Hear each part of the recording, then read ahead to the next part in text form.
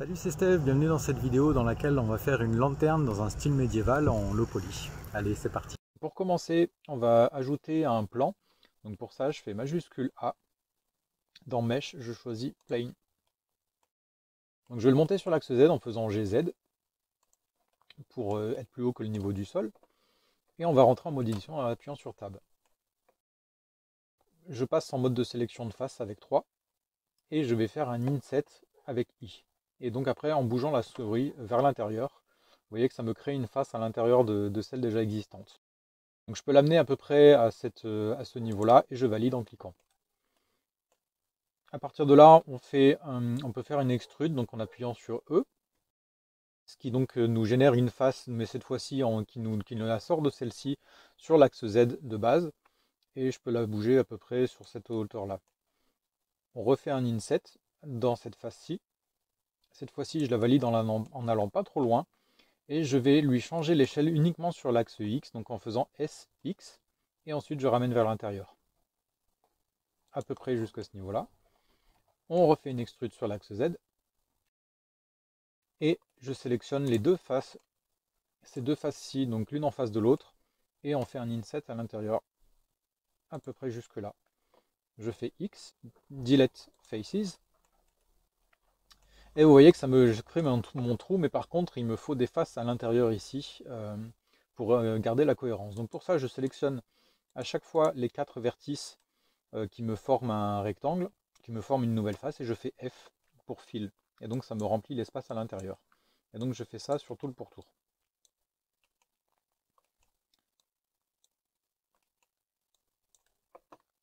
Voilà, une fois ça fait, je vais mettre une coupe sur cet axe-là. Pour ça, je fais CTRL R et je valide sur une arête qui est en travers ici.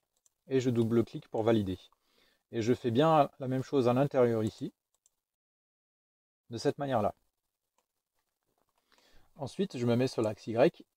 On va passer en mode X-ray, donc pour voir à travers, pour bien sélectionner tous les points que l'on voit, même ceux qui sont à l'arrière de notre objet.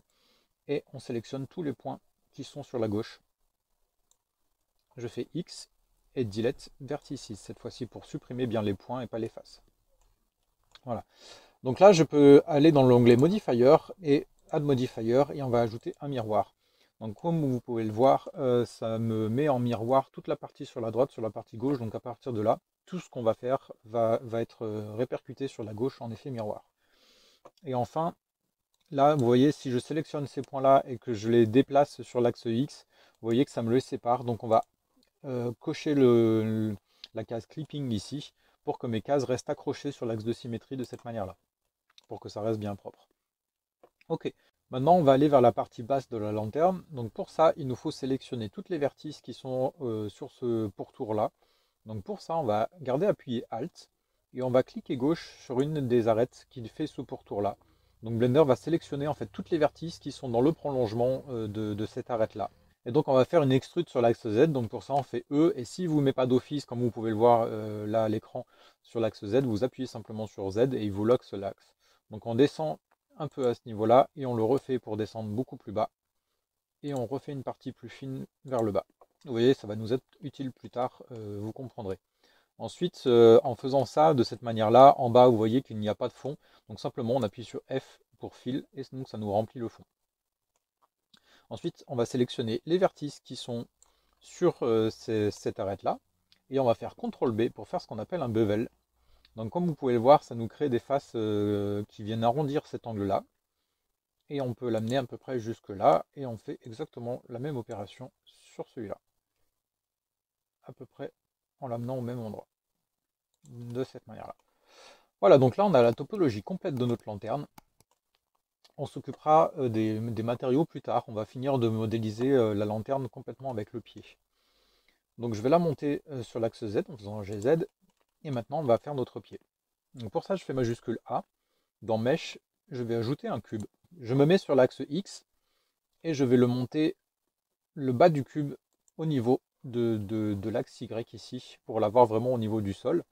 Et ensuite je fais Object, Set Origin to 3D Cursor ici. Donc vous voyez que ça me déplace le point orange ici, qui est le point d'origine de notre objet, Et donc vous voyez, ça nous permet, si par exemple je veux changer l'échelle, ça va le faire à partir de ce point-là.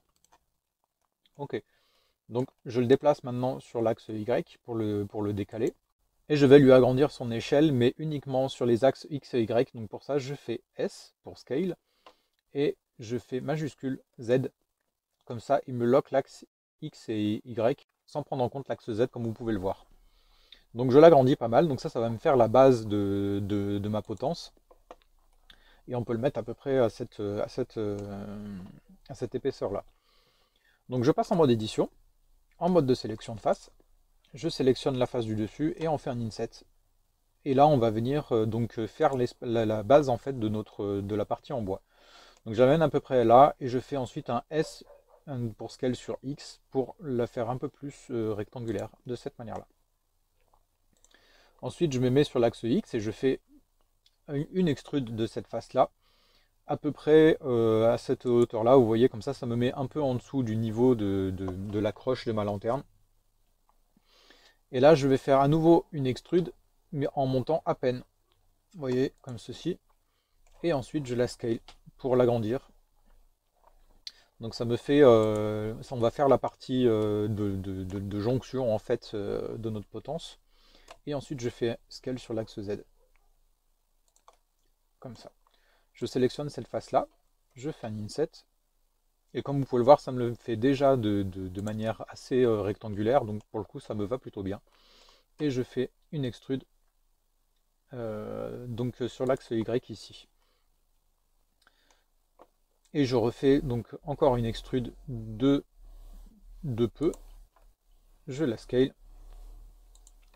Et je refais une extrude encore une fois sur l'axe Y. Donc de base, normalement, il vous le fait sur cet axe-là. Ok. Donc là, vous pouvez le voir que j'arrive un peu trop au niveau de ma lanterne. Donc deux solutions à ça. Soit je baisse ma lanterne, soit je monte cette partie-là de ma potence. Donc c'est ce qu'on va faire. Je me mets sur l'axe X pour vraiment bouger uniquement sur cet axe-là. Je repasse en mode de sélection de vertice. Je me mets en mode X-Ray, donc avec Alt Z, pour bien prendre tous les points qui sont également derrière. Et je sélectionne toute la partie haute de ma potence. Et donc là, je peux faire un GZ. Et comme vous pouvez le voir, ça me fait exactement ce que je veux. Donc là, je me mets un peu au-dessus, comme vous pouvez voir, parce qu'on va rajouter simplement un anneau pour l'accrocher. Voilà. Donc là, je peux sélectionner donc la face de dessous. Donc je me remets en mode de sélection de face. Je sélectionne la face du dessous ici. Et donc je refais un inset. Et là, on va faire simplement un crochet pour accrocher l'anneau de notre lanterne. Donc je fais cet inset là. Je vais le scale sur l'axe Y pour le ramener à quelque chose de relativement carré. On n'a pas besoin d'être dans l'exact pour ça. Je me mets sur l'axe X. Je fais une extrude avec E. Et là, je fais R45 pour lui faire une rotation de cette face à 45 degrés. Je refais une extrude, je la scale un peu pour la rapetissir. Je fais R45 à nouveau pour le remettre à 45 degrés. Je refais une extrude et vous avez compris la chanson. On va faire ça jusqu'à avoir notre crochet de cette manière-là. Voilà. Donc je quitte le mode édition et maintenant on va rajouter donc le crochet de notre lanterne. Donc pour ça, je fais à nouveau majuscule A et je vais dans Mesh, je sélectionne Torus. Sauf que de base, quand Blender nous génère un torus, comme vous pouvez le voir, il a énormément de faces. Et là, comme on est en opoly, on va en mettre beaucoup moins. Donc pour ça, on ouvre le petit menu en bas à gauche ici. Et au lieu de 48 ici, on va en mettre simplement 8 ou voire même 6. Et on peut en mettre également 6 juste en dessous. Voilà, comme ça nous fait vraiment quelque chose de low poly. Donc je repasse sur l'axe X ici. Et je vais le monter au niveau, hop, entre notre crochet et notre lanterne.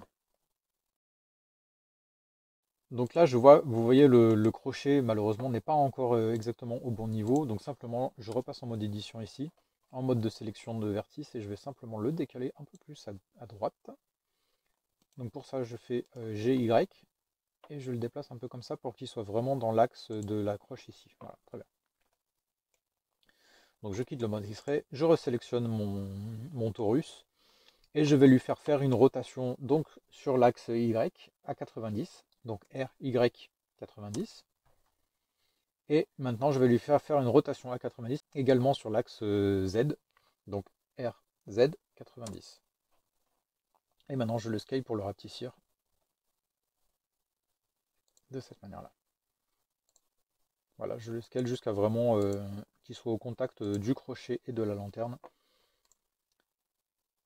Et je peux valider son échelle en faisant CTRL A Scale. Voilà, comme ça, comme vous pouvez le voir ici dans le panneau N, mon échelle est repassée à 1 de partout. Voilà, donc on a la topologie globale simple de notre potence, de notre accroche. Maintenant, on va pouvoir appliquer nos matériaux. Et enfin, pour terminer, on ajoutera un peu des détails sur la potence. Je rajoute les détails après avoir mis les matériaux, simplement parce que ça me fait pour l'instant moins de faces à sélectionner. Ok, donc on va partir de notre lanterne. Donc je la sélectionne. Je vais dans l'onglet Material Properties ici. Et on va ajouter 2 slots de matériaux. Pourquoi? Parce qu'on va avoir du fer et du verre. Donc pour ça, je appuie sur plus ici, une fois et deux fois. Donc sur notre premier slot, on va mettre notre verre. Donc il faut savoir que dans Blender, quand on ajoute un objet, il nous met toujours un matériau de base. Donc simplement, on va le sélectionner, on va l'utiliser. Donc c'est un matériau qui est blanc de base. Et je le renomme métal. Ok, donc là en dessous, simplement on va monter la Metallica à 1. Et on va augmenter la roughness aussi pour que ça réfléchisse un peu moins la lumière de manière précise, que ce soit un peu plus diffus. Donc on peut la monter par exemple à 0,6 ou 0,7. Moi je vais la mettre à 0,7 dans cet exemple-là. Ensuite, elle est vraiment blanche, là, il est vraiment blanc ce métal, donc on peut simplement le mettre aussi dans un ton un peu plus grisé. On va créer notre matériau maintenant de verre.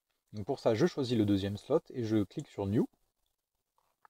Et ici, je vais simplement descendre et monter la transmission à 1. Et la roughness de la transmission à 1 également. Donc maintenant j'ai mes deux matériaux de défini. Donc maintenant on va sélectionner les faces pour définir sur quelle face je veux tel matériau. Donc pour ça je passe en mode édition et je passe en mode de sélection de face avec 3. Donc là comme j'ai mis en premier slot le métal, de base Blender m'a appliqué le métal de partout. Donc là je vais simplement appliquer le vert sur les faces qui m'intéressent. Donc c'est-à-dire celle-ci, celle-ci et celle-ci. Et là vous comprenez pourquoi on a fait la topologie de cette manière-là.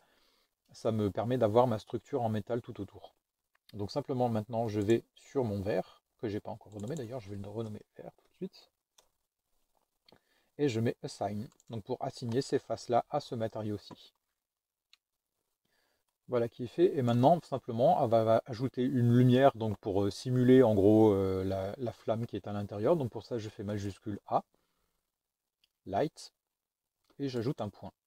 Donc vous voyez que ça me l'ajoute en bas là sur mon curseur 3D. Donc je fais GZ pour l'amener à l'intérieur de ma lanterne. Je le passe en puissance. Donc ici, si vous n'avez pas ce menu-là d'afficher, cliquez simplement sur Data Properties, Object Data Properties ici. Donc ça va vous afficher ça. Donc dans la couleur, on va le passer dans une couleur plus chaude pour une flamme. Donc je le passe un peu dans des tons orangés comme ça. Et je lui baisse un peu sa luminosité. Dans la puissance, on va le passer à 500 watts. Et le radius, je vais le laisser à 0 pour que ça me fasse une lumière qui ne soit pas diffuse du tout, qui soit vraiment précise et qui me projette des ombres bien délimitées. Donc vous voyez que là, si je passe ici dans Viewport Shading, donc ça va me l'afficher sous Cycle, vous voyez que on voit bien ma lumière passer à travers ces faces-ci. Donc pour l'instant, on n'a pas l'effet de glare, donc la lumière qui se diffuse autour, on va voir plus tard comment l'ajouter. Donc je repasse dans le viewport simple. Donc ici mon anneau, simplement je le sélectionne et dans l'onglet ici Material Properties, dans ce petit menu ci, je vais choisir métal pour lui appliquer le métal aussi. Et pour notre potence, donc de la même manière que pour notre lanterne, je vais passer en mode édition. Il va falloir passer en mode édition pour définir quelles parties seront en métal et quelles parties seront en bois. Donc de la même manière, j'ajoute 2 slots en cliquant sur plus ici. Dans le premier, je vais choisir mon métal. Et dans le deuxième, on va faire un nouveau matériau à nouveau, donc ici sur New, pour faire notre bois. Donc simplement, je vais passer la couleur de base dans une couleur plus marron, ici, et je baisse la luminosité, voilà, comme vous pouvez le voir ici, pour créer un marron. Et je vais augmenter la roughness à fond parce que le bois de base réfléchit peu la lumière de manière précise. Elle est réfléchie de manière beaucoup plus diffuse.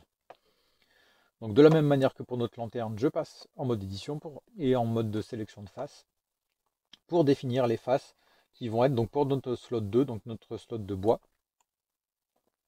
Et donc je passe en mode X-ray pour voir à travers, pour bien sélectionner les faces qui sont derrière également. Et je sélectionne ces 8 faces là. Et là je mets Assign. Comme ça me fait vraiment mes parties en bois, plus mes parties métalliques. Donc si je passe en mode de vue cycle, bon, pour l'instant on n'a pas d'autre lumière que celle qui est à l'intérieur de notre lanterne, donc on ne voit pas vraiment nos matériaux. Mais vous voyez, si j'ajoute une light rapidement, donc une lumière avec un point ici, que j'augmente la puissance, donc par exemple à 1000, un peu plus, on va mettre 5000, il faut vraiment y voir bien. Et j'augmente le radius à 1 pour que ça fasse une lumière plus diffuse. Et là, vous voyez mieux nos matériaux de métal et de bois. Ok, donc je le supprime. Et maintenant, on va pouvoir ajouter un peu des détails sur notre potence pour qu'elle fasse un peu plus organique que ça. Donc pour ça, je la sélectionne. Je repasse en mode édition. Je repasse en mode de sélection de vertices. Et ici, je vais sélectionner toutes les vertices qui sont sur les pourtours de mes parties en métal. Comme ça. Comme ça, vous voyez que ça me sélectionne vraiment toutes les arêtes qui me font le pourtour de ces pavés-là. Voilà, donc bien sélectionner ces vertices-là. Là, on fait également la même chose. Et on va ajouter un bevel comme on l'a fait tout à l'heure sur notre lanterne. Donc pour ça, je fais CTRL B. Je l'amène à peu près jusque là. Et je valide. Ensuite, je peux le faire sur certaines arêtes de mes parties en bois. Après, c'est à vous de voir. Mais dans tous les cas, ce qui peut être intéressant, c'est de casser un peu le côté droit de ces parties-là. Donc pour ça, je rajoute des coupes, pour rappel avec CTRL R. Donc là, j'en ai rajouté deux. Pour en rajouter, vous jouez simplement sur la molette. Et je viens casser un peu ce côté droit de mes deux poutres. Donc là, je peux y monter un peu. Et je peux même y scale un peu vers l'intérieur pour la rendre plus fine. Et faire éventuellement la même chose ici.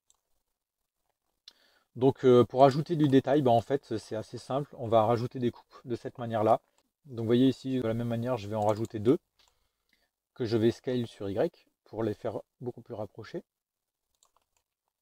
J'en rajoute une nouvelle à l'intérieur, et vous voyez qu'ici, je peux ramener ces vertices-là vers l'intérieur, et donc ça me rajoute une cassure dans mon métal ici. Donc on peut rajouter pas mal de détails comme ça, en rajoutant des coupes, en jouant sur l'échelle de certaines arêtes.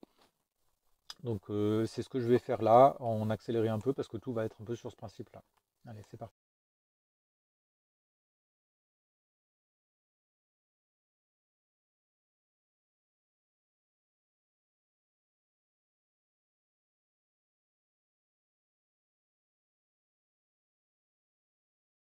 Voilà, donc vous avez compris l'idée.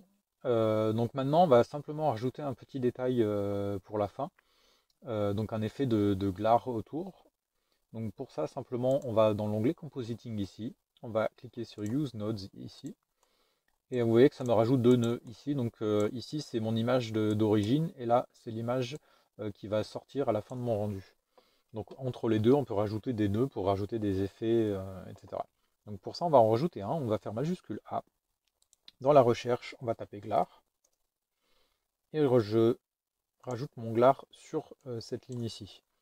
Au lieu de Strix, on va passer sur Fog Glow. Et on va se mettre en High ici. Donc là, si je retourne sur mon layout, vous voyez que rien n'a changé.